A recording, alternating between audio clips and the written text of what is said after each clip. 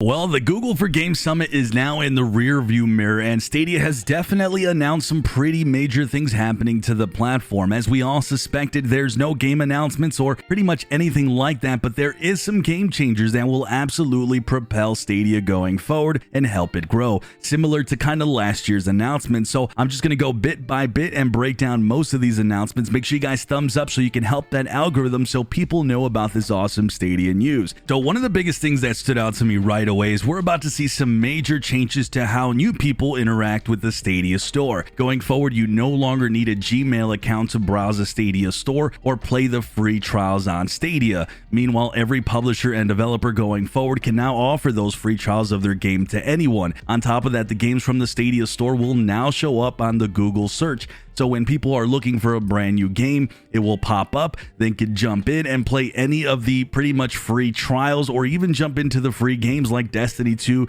Kratos, Super Animal Royale, you name it, and jump in completely hassle-free. This new click to play free trials is already active today with Risk of Rain 2. It is now available right now for about an hour. Anyone can access this game without a Gmail account and just take off and play right there for a few hours. That's almost pretty much the theme with today's announcements, making things more accessible, free, and easy to deal with. Now, the other piece of news that is arguably even more important is the new porting tool, something called low change porting. These tools now include libraries that automatically translate DirectX calls to Vulkan, also has improved Unity and Unreal Engine support, and new tools for play testing, something we've talked about on this channel previously. Now, this apparently is already in use with a game like MotoGP 21, which is super interesting. And of course, this change going forward will make it much easier to bring games on over to Stadia. It's going to be much less of a hassle, less worry. This has significant ramifications because what this all means is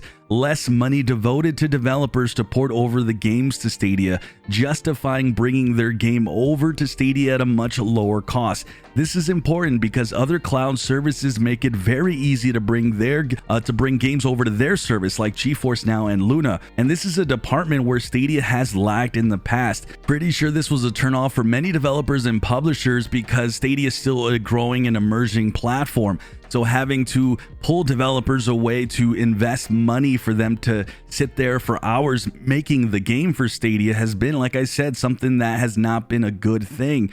Now with this low change porting tools to be rolled out later this year, we theoretically will start to see more games coming at a quicker pace, especially since Stadia has also been working on making the certification process much quicker. Before, you needed to go through many certification approvals to finally launch your game on Stadia. So think of like your teacher checking your homework before you turn it in over and over. He keeps sending you back to make sure it's correct 100%. Well, now that process has been cut down. As you can see, the barriers, guys, just continue to lower and lower. So to see games ported and developed for Stadia much quicker is going to be a huge thing for the platform. Finally, the last piece of news, and one that I'm not going to go super deep into because we really don't know the truth as to what it will mean for Stadia in the future, but Stadia's new white labeling is called Immersive Stream for Games. This lets companies offer their own cloud gaming service powered by Stadia. You'll see 4K, HDR, surround sound. We already saw AT&T take advantage of this, and apparently they're going to have another game down the line powered by Stadia. This AT&T thing almost seems like a demo for those who could be interested in their own cloud service powered by Stadia.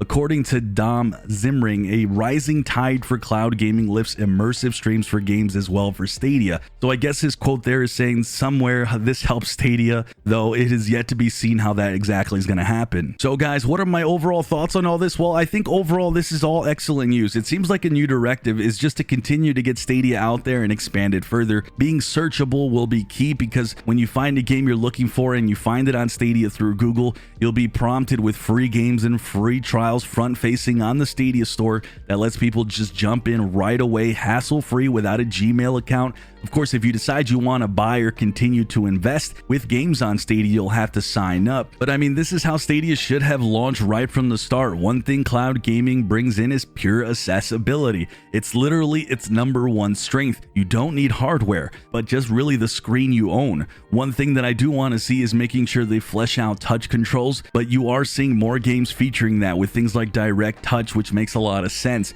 One thing that absolutely stood out to me with all of today's announcements was how much this is going to make such a big impact when they finally expand to more countries. When you hop on the Stadia store and you get to try things free left and right, or play games with just a click of a button, you entice pretty much a lot of gamers who are new to cloud gaming, jumping into some other new countries who are not used to paying full price $60 for games will be inclined to give this a shot in this new form. So for me, today's announcements are certainly looking at a broader picture, not just for more new countries, but for more gamers down the line. Then couple the fact that games will be faster and easily ported over, well then at that point you pretty much have a pure recipe for success. Of course, all this has to translate to more people joining, which then makes it easier for more developers and publishers to join with their games, which we as the current Stadia players really want to see ultimately. Overall, this is more forwarding objectives by Stadia, and I personally can't complain with really anything they announced today.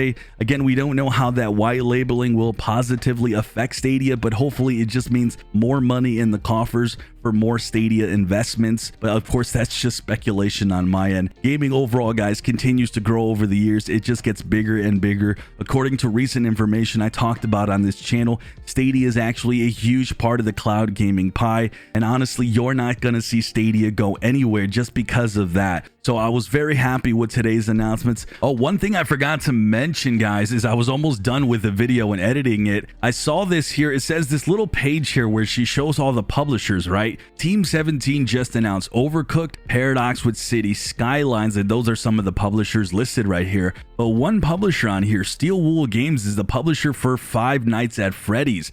I'm curious if we'll see some of their games on Stadia. They have some other ones as well on their website, but I'm not aware of any games announced by Steel Wool, so something to take note of. We might have gotten an accidental showcase of this, but we'll see what this means if we'll get some of these games announced. With that, guys, as always, I'm Sunny, and I'll see you guys in the clouds.